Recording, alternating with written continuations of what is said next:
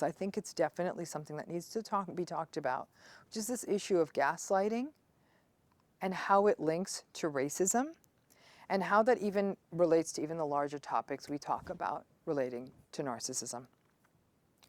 Protests are occurring around the world, and people are coming together to speak out against systemic oppression based on race.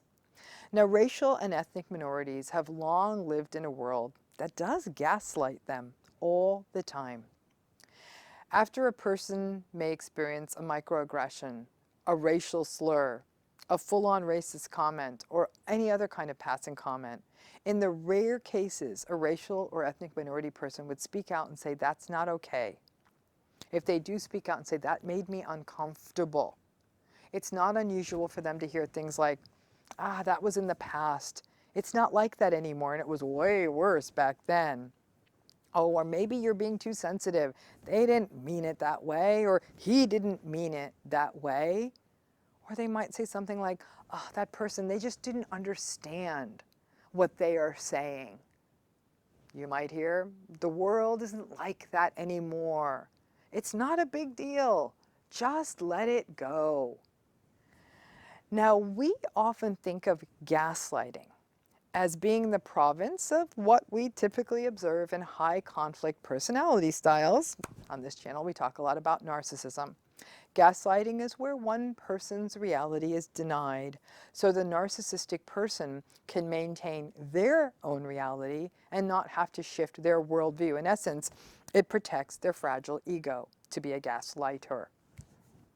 This is important now. This is very important because we often think of gaslighting as a person-to-person thing. One person saying, you're too sensitive, to another person.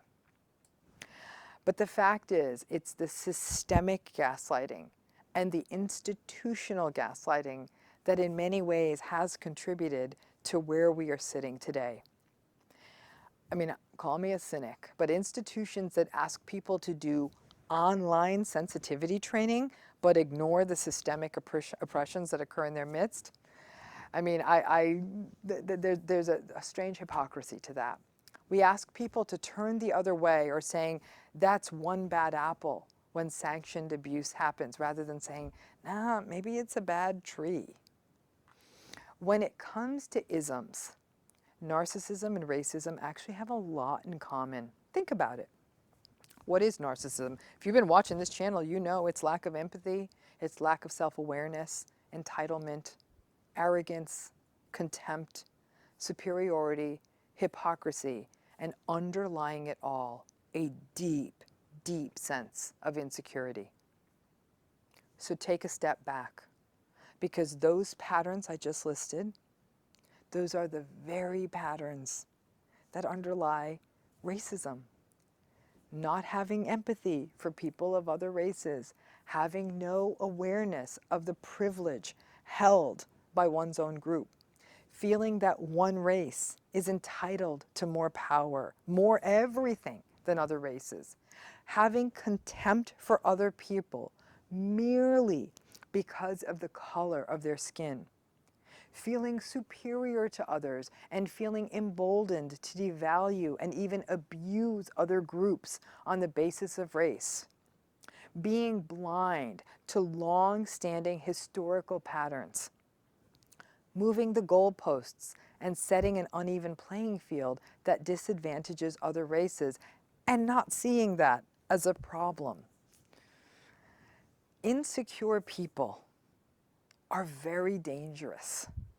Their fear and their perception of constant threat from the outside world, because their egos are so fragile, makes them very skittish, impulsive, and dangerous.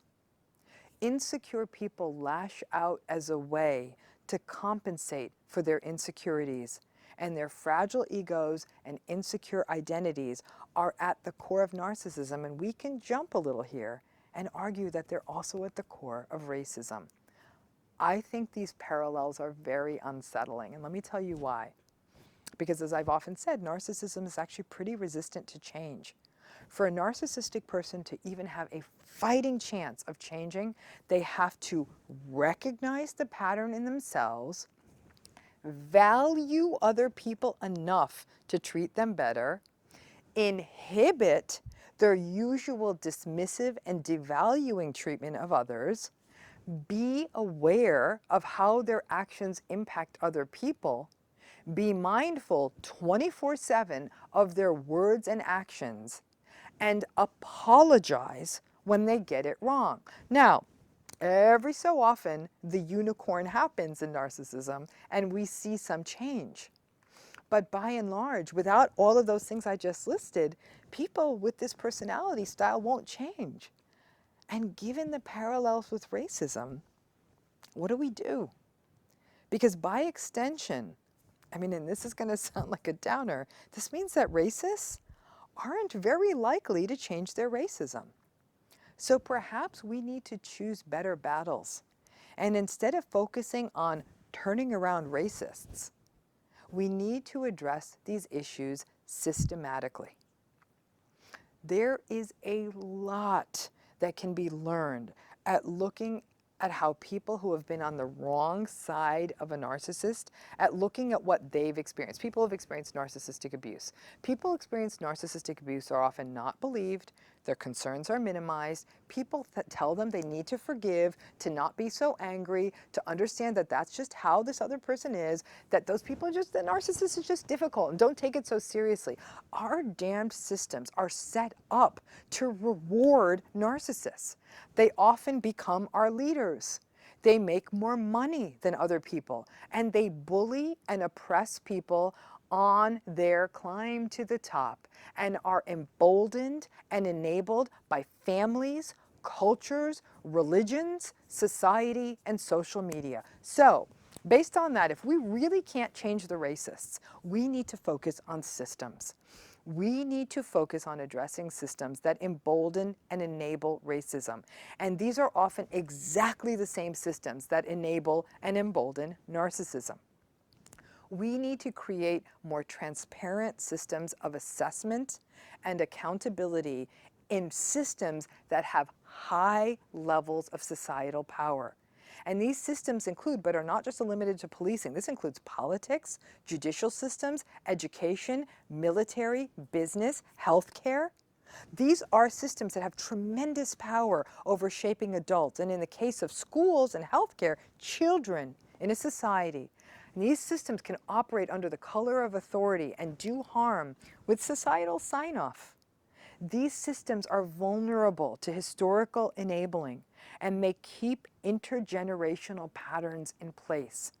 And when the people who are currently in power say, I don't think we have any issues around race, it's very invalidating and confusing, especially for the most vulnerable people.